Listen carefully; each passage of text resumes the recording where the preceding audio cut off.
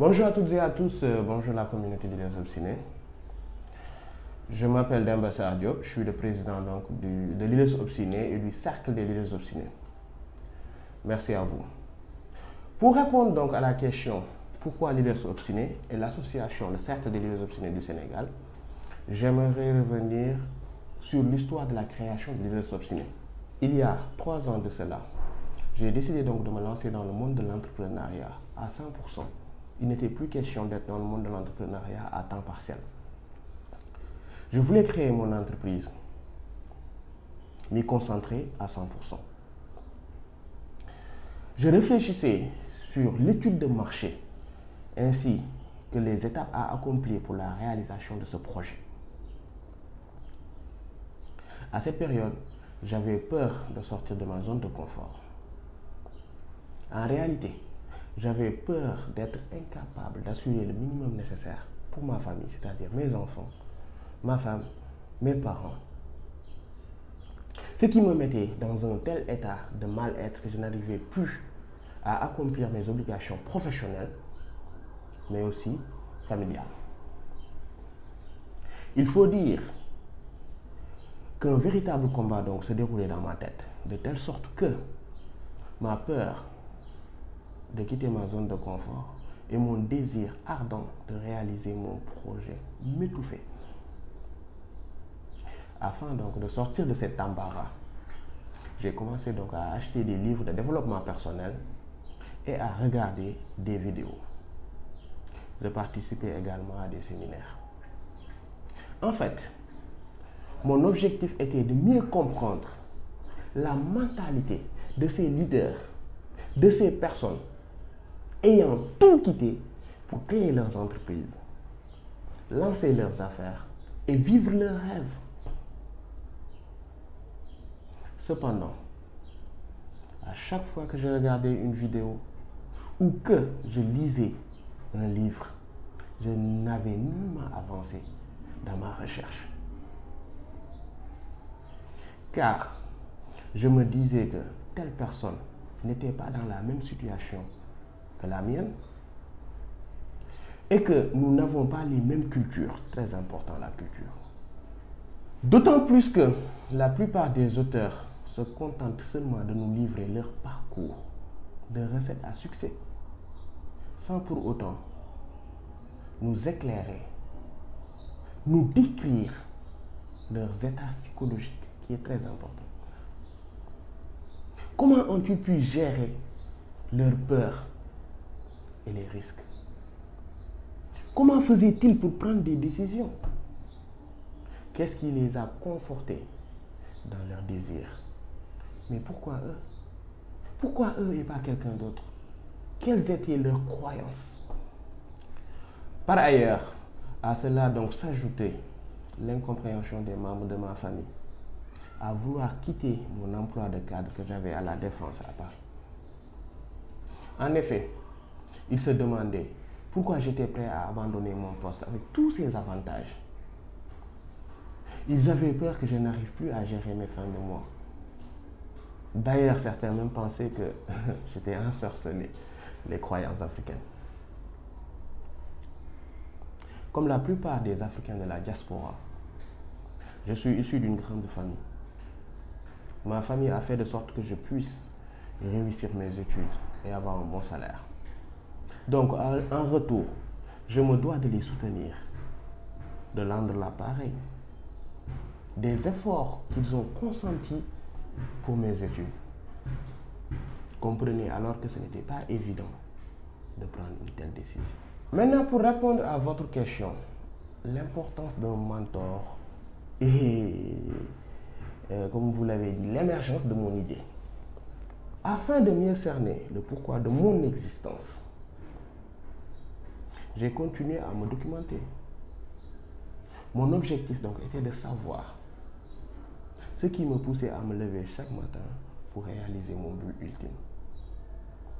De ce fait, je me suis mis à suivre la vie donc de personnes que je considérais comme des mentors virtuels. Je n'arrivais pas à les voir en personne, mais j'avais leurs vidéos. J'avais des vidéos où ils partageaient leurs expériences. Donc je considérais ces mentors comme mes mentors virtuels. Je scrutais leur vie, pas comme un fanatique, non, mais dans le bon sens du terme, je scrutais leur vie. Mon but donc était d'avoir une source de motivation afin d'avoir le courage de prendre ma liberté. Lors de cette quête, j'ai remarqué que la plupart de ces mentors étaient persévérants, entêtés dans leurs objectifs. Ils ne vivaient que pour la réussite de leurs rêves. Entre autres, j'ai alors constaté que je ne suis pas le seul à suivre ces mentors, à me poser ces mêmes questions. D'où la naissance de l'entreprise Leaders Obstinés, mais aussi de l'association des Leaders Obstinés de France, du Sénégal, du Canada, des États-Unis, etc. Ces leaders ont tout abandonné pour réaliser donc leur désir et répondre à un besoin vital de notre société. Bien que nous soyons uniques et aspirons à des rêves différents, nous nous sommes toujours inspirés d'une personne. Cela peut être notre père, cela peut être notre mère, cela peut être un ami, cela peut être une sœur, un frère ou tout simplement une personne lambda. L'être humain s'inspire toujours de quelqu'un. Ces personnes nous servent de modèle pour atteindre nos objectifs. Ainsi, je me suis dit, si j'avais donc la possibilité d'interviewer, d'interroger ces leaders que j'ai identifiés pour qu'ils nous expliquent leur méthode, leur parcours, leurs obstacles qu'ils ont dû surmonter pour arriver à un si haut niveau qu'ils ont atteint. Cela m'aiderait bien sûr, mais cela aiderait l'ensemble des personnes qui se posent ces mêmes questions et avec qui nous avons constitué donc l'association des cercles du Leaders Obstinés. De nature, l'être humain est imitateur. Pourquoi ne peut-on pas nous inspirer du vécu de personnes ayant concrétisé leurs rêves pour nous éclairer sur leurs états d'esprit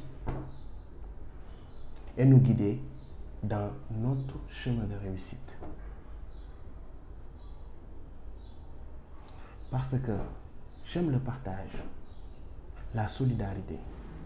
Je souhaiterais que chaque personne puisse réaliser son plein potentiel.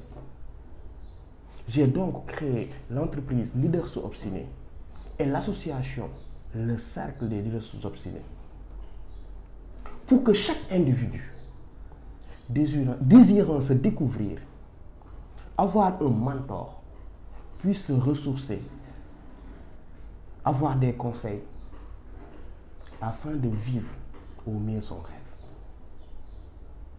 Mon but est de faire de Leaders Obstinés un lien de mindset très important, un lien de mindset des leaders. Un endroit dans lequel ces leaders pourront apporter donc leur contribution pour le développement des personnes, bien sûr, développement des personnes. Quelle que soit l'origine, la culture de ces personnes. En particulier, Leaders Obstinés permettra le réveil des consciences de la jeunesse africaine, mais aussi du monde. C'est pourquoi notre slogan, notre mantra est Éclaire My Mindset. En conclusion, je dirais, je vous donne donc rendez-vous à notre première conférence des Leaders Obstinés qu'on organise au Sénégal. La première édition sera donc organisée au Sénégal. Peut-être la deuxième édition sera en France ou aux États-Unis. Mais pour cette première édition, donc, je vous donne rendez-vous au Grand Théâtre de Dakar le 26 mars à partir de 15h. On dit en Afrique Un vieillard qui meurt est une bibliothèque qui brûle. Et j'ajouterai donc une phrase que je lis chaque matin et chaque soir avant de me coucher. Une phrase qui me tient à cœur, qui est: rien de mieux que de se fonder sur la méthode, le retour d'expérience d'une personne pour mieux comprendre ce que nous voulons faire, ce que nous voulons apprendre. Merci à vous. Leaders obstinés, clear my mindset.